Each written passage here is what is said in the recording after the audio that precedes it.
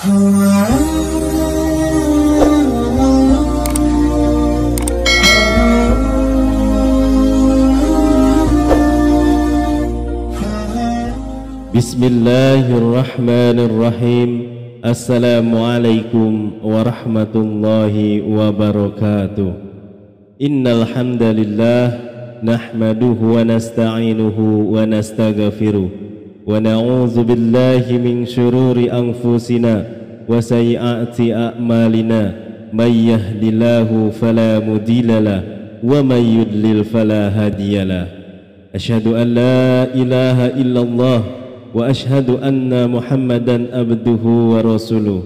Allahumma salli wa sallim ala sayyidina Muhammadin wa ala alihi wa ashabihi wa man tabi'ahum bi ihsan ila yaumiddin. Amma ba'du. Alhamdulillah, kita bisa berjumpa kembali di channel Kawan Takwa. Salawat dan salam semoga tercurahkan kepada junjungan kita Nabi besar Nabi Muhammad sallallahu alaihi wasallam. Harapan dan doa saya, semoga saudaraku semuanya selalu diberikan kesehatan, dilapangkan pintu rezekinya, dimudahkan dalam segala urusannya, dan diampuni semua dosa-dosanya. Amin ya rabbal alamin.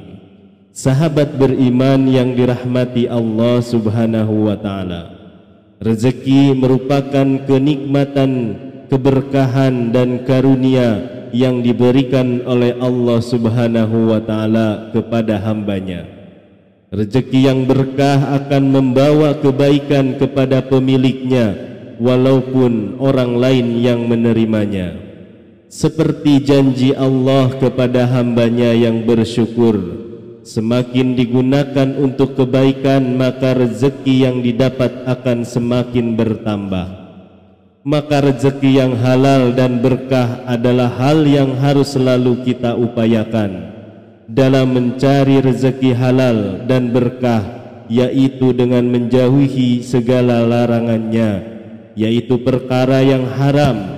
Perkara yang haram contohnya mencari rezeki dengan cara mencuri, korupsi, berjudi, atau perbuatan menutup diri dari perbuatan yang diajarkan oleh Allah subhanahu wa ta'ala. Perbuatan kufur akan mendatangkan laknat dan kesengsaraan. Berikut ini ada amalan yang kalau diamalkan dengan penuh istiqomah, insya Allah akan mendatangkan rezeki yang melimpah. Namun sebelum lanjut, saya mau mengajak saudaraku semuanya untuk memberi dukungan kepada channel ini dengan cara menekan tombol like dan subscribe, serta tulis hajat kalian di kolom komentar agar bisa kita doakan dan aminkan bersama-sama. Semoga yang sudah menekan tombol like dan subscribe selalu diberikan kesehatan dan diberikan kemudahan dalam segala urusannya. Amin ya rabbal alamin. Amalan yang pertama yaitu memperbanyak melakukan sholat sunnah. Sholat sunnah yang dianjurkan untuk memperlancar rezeki adalah sholat sunnah duha dan sholat sunnah tahajud. Rasulullah sallallahu alaihi wasallam telah bersabda, "Wahai anak Adam, rukuklah karena aku pada awal siang sholat duha 4 rakaat, maka aku akan mencukupi kebutuhanmu sampai sore hari." Hadis riwayat Tirmidzi. Sholat tahajud juga merupakan waktu yang tepat untuk bermunajat, mengharap ridho dari Allah subhanahu wa ta'ala. Karena pada waktu tersebut Allah turun ke langit bumi untuk mencari hambanya yang berdoa kepadanya. Rasulullah sallallahu alaihi wasallam bersabda, "Ar-Rabb kita yang maha agung dan maha tinggi turun ke langit dunia pada setiap malam, yaitu ketika sepertiga malam terakhir. Allah subhanahu wa ta'ala berfirman, barang siapa yang berdoa kepadaku, niscaya aku kabulkan. barang siapa yang meminta kepadaku, niscaya aku penuhi. Dan barang siapa yang memohon ampun kepadaku, niscaya aku ampuni. Hadis riwayat Bukhari dan Muslim. Kemudian amalan yang kedua, yaitu memperbanyak istighfar di waktu sahur. Sahur adalah salah satu waktu yang istimewa.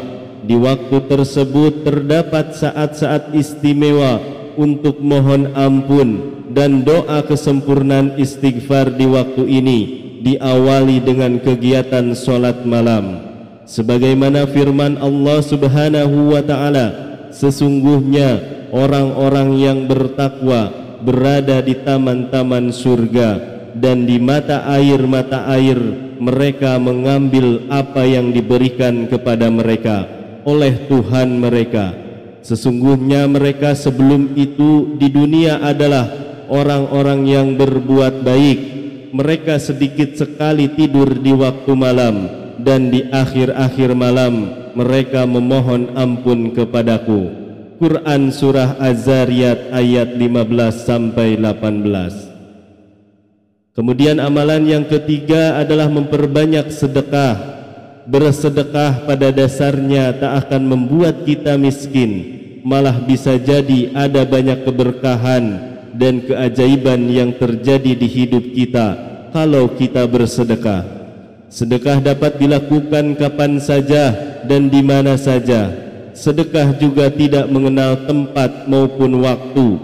Tidak pula harus selalu dalam bentuk uang ataupun barang. Sedekah dapat berupa apa saja, seperti membantu kerja bakti, membersihkan lingkungan, mengajarkan anak yatim dan duafa, belajar, ataupun yang paling ringan adalah memberi senyuman kepada saudara sesama muslim yang kondisinya sedang bersedih. Terlebih lagi bersedekah kepada anak yatim. Rasulullah sallallahu alaihi wasallam bersabda, "Aku dan orang yang menanggung anak yatim atau kedudukannya di surga seperti ini." Kemudian beliau sallallahu alaihi wasallam mengisyaratkan jari telunjuk dan jari tengah beliau sallallahu alaihi wasallam serta agak merenggangkan keduanya. Hadis riwayat Bukhari. Berdasarkan hadis tersebut, kedudukan orang yang menanggung atau yang menyantuni anak yatim memiliki kedudukan yang mulia di sisi Allah Subhanahu wa taala. Amalan yang keempat adalah zikir pagi dan zikir petang.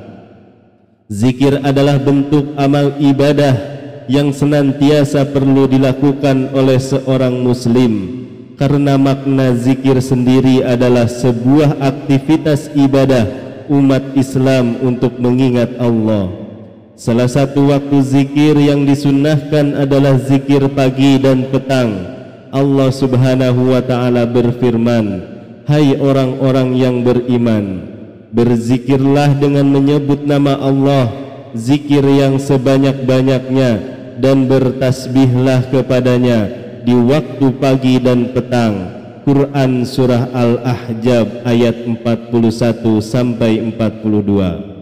Salah satu doa yang terkandung zikir pagi dan petang untuk melapangkan rezeki adalah sebagai berikut: Allahumma inni as'aluka ilman nafi'an wa rizqan tayyiban wa amalan mutaqabbalan, yang artinya, ya Allah, aku memohon kepadamu ilmu yang bermanfaat, rezeki yang thayyib, dan amalan yang diterima. Sahabat beriman yang dirahmati Allah Subhanahu wa ta'ala, itulah tadi 4 amalan yang dapat dikerjakan oleh seorang muslim. Semoga kita senantiasa bisa mengamalkannya dengan istiqomah. Insya Allah ridho dan keberkahan dari Allah akan menghampiri kita semua. Demikianlah yang bisa saya bagikan. Insya Allah ridho dan keberkahan dari Allah akan menghampiri. Demikianlah yang bisa saya bagikan. Semoga bermanfaat untuk kita semua. Wallahu a'lam bishawab. Wassalamualaikum warahmatullahi wabarakatuh.